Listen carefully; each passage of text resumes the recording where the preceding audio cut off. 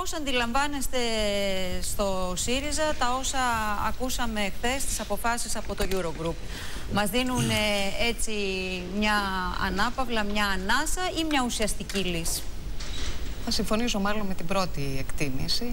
Νομίζω ότι είναι μια σημαντική όμως στιγμή μετά από πολύ καιρό, γιατί έχει κλείσει η αξιολόγηση, για την οποία συζητούσαμε εδώ και πάρα πολύ καιρό, αλλά και γιατί για πρώτη φορά υπάρχει ένας οδικός χάρτης για το χρέος, που μπορεί να αποτελέσει το κατάλληλο έδαφος για να αντιστραφεί ο φαύλος κύκλος της ύφεσης και να μπει μπροστά η διαδικασία της ανάπτυξης και των επενδύσεων. Βεβαίως είναι αποτέλεσμα ενός συμβιβασμού, αλλά το θετικό της κομμάτι είναι ότι σε πρώτη φάση νομίζω ότι κλείνει αυτός ο πρώτος κύκλος, είναι σημαντικός. Από την άλλη μεριά να πω και δύο πράγματα για το ότι μπαίνουν και χρήματα στην πραγματική οικονομία, διότι σε αυτή την πρόβλεψη, πέραν από το να πληρωθούν οι οφειλές, θα υπάρξει και χρήμα που θα πάει στην πραγματική οικονομία, δηλαδή στην αντιμετώπιση των ληξιπρόθεσμων, και αυτό νομίζω ότι είναι πάρα πολύ σημαντικό. Από εκεί και πέρα όμως υπάρχει... Κυρία Τζούφη, αν σας ρωτούσε ένας πολίτης, άξιζε όλη αυτή η περιδίνηση των 15-16 μηνών για αυτό το αποτέλεσμα, με το χέρι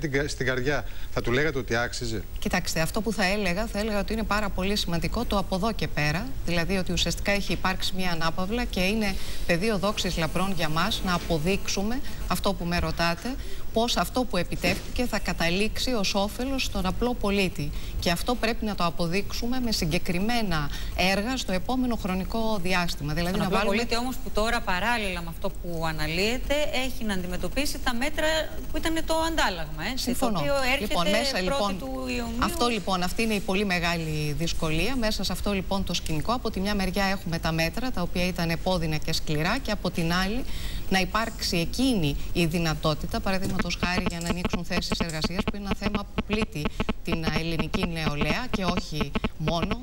Να υπάρξουν άλλου τύπου συμπράξεις του δημοσίου, δηλαδή για παράδειγμα τα μέτρα Juncker που ήδη έχουν ξεκινήσει, που και αυτά θα συνοδεύονται από θέσεις εργασίας. Να δούμε πώς θα διαχειριστούμε το ΕΣΠΑ, που αυτή τη στιγμή ουσιαστικά κινείται στο να δώσει θέσεις σε νέους επιστήμονες, στη μικρομεσαία επιχειρηματικότητα. Να δούμε τι θα γίνει με το θέμα του τουρισμού σε αυτή την κατεύθυνση. Νομίζω δηλαδή, και βεβαίως και με απαραίτητα μεταρρυθμιστικά βήματα, τα οποία είναι χρήσιμα για να αλλάξει όλο αυτό το καθεστώς της πελατοκρατίας, της κομματοκρατίας, δηλαδή πώς θέλουμε το καινούριο δημόσιο, τη δημόσια διοίκηση, στην οποία απευθύνεται καθημερινά ο πολίτης, τι θα κάνουμε με την υποστήριξη του κοινωνικού κράτους. Η ιδιότητά μου είναι ότι είμαι παιδίατρος, δηλαδή ανήκω στην ιατρική ομάδα, για πολλά χρόνια υπηρέτησα το δημόσιο νοσοκομείο και το πανεπιστήμιο, άρα θεωρώ ότι υπάρχει πολύ σημαντικός αγώνας για να κρατήσουμε αυτές τις δομές του κοινωνικού κράτους όρθιες, που τις έχει ανάγκη ο πολίτης, και βεβαίως να επουλώσουμε πληγές πάρα πολλών χρόνων.